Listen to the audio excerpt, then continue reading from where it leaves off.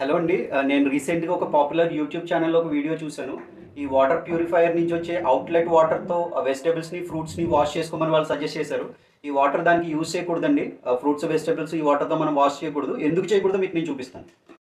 ఈ flood water TDS వచ్చేసి more than 1000 ఉంటుందండి. సో యాజ్ వెల్ యాజ్ ఈ ఫ్లడ్ వాటర్ వచ్చేసి డైరెక్ట్గా మనకి మెయిన్ ఫిల్టర్లోంచి బయటకు వచ్చేస్తాయి. సో బ్యాక్టీరియా వైరస్ అంతా కూడా దీనిలోనే ఉంటుంది. సో మీకు టీడీఎస్ చూపిస్తాను. ఇప్పుడు చూడండి. మీకు ఇప్పుడు టీడీఎస్ మీటర్ చూస్తే మీకు టీడీఎస్ మీటర్ 0 ఉంది.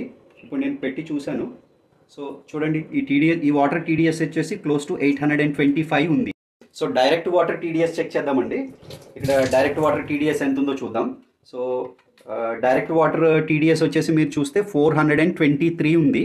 సో మీకు 850 టీడీఎస్ కంటే 423 టీడీఎస్ వాటర్ని వెజిటబుల్స్కి యూస్ చేయడం చాలా బెటరు.